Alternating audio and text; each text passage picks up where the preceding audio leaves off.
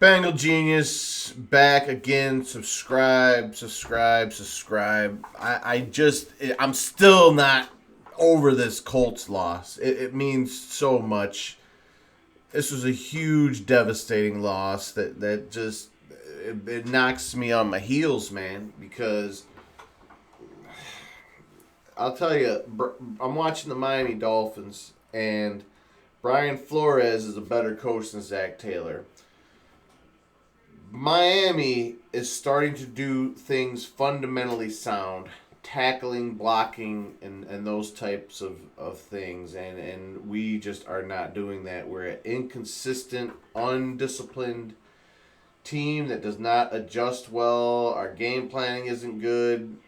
We have a long list of problems, and I'm discouraged because now the rest of the year's a wash because Zac Taylor's not going to work out, and we're going to go through the whole year, and he might even start half of next year before the team figures out, okay, he can't do it. We got there's a lot of things I point to that makes me feel like Zac Taylor was not ready to be a head coach. There's a long list, okay? Game management. He's 0-15-1 on the road. It might be 0-16-1 on the road. I can't think of a great coach that started off 0-16 on the road. It just doesn't happen. The inability to get a defensive coordinator that was any good to start off his regime was another sign. The fact that no veteran defensive coordinator wanted to join the guy. He was only a quarterback coach. To go from quarterback coach to head coach, that's quite a leap. The game management, you could see that 3rd and 1 today, not having the team prepared. 1 week, it's the offense is pretty good, defense sucks, or vice versa. Players getting on Twitter. Phillips. Oh, by the way, Phillips, a little less Twitter, a little more study, huh? For them tight ends, rip you up.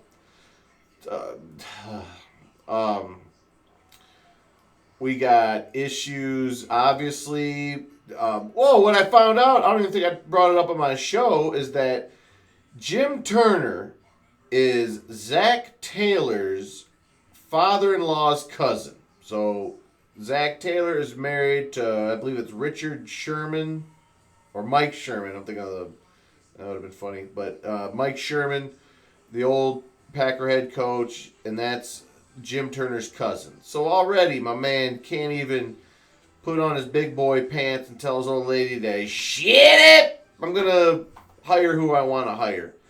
So it's bad, and I just the fact that they couldn't address the offensive line before they got Joe Burrow is alarming. Even last year with that one game when he was trying to challenge something, I forget what it was, and he was freaking out on the sidelines. Man, it's just bad, and the problem is the Bengals being the Bengals, the whole family, the Browns, the Troy, the Tan, the Man, Blackburn, all those guys are not going to figure it out, and it's a shame. And was holding out hope. So what are our options at this point? Maybe Zach can have an epiphany of some sort. Maybe I think Mike Zimmer gets fired at the end of the year. Maybe we could hire Mike Zimmer as defensive coordinator / possible coach. We have something special in Joe Burrow here, and Joe Burrow, I don't know how many of you guys build fires, but Joe Burrow is that little piece of kindling. He's a light. He's a match, and he's on fire. Okay? Now, we can either build it up slowly around him, a little more twigs, and get that sucker roaring, or we could just throw a giant log of loser on him and be doomed for endless decades. But we cannot ruin Joe Burrow. At least he didn't get sacked as much today. That's a good thing. That's promising. But today was a devastating loss and a devastating day. Thanks for watching. Be sure to subscribe. I know this is like too much Bengal Genius, but you can never have too much Bengal Genius, right? So, all right. Thanks for watching. Talk to you soon.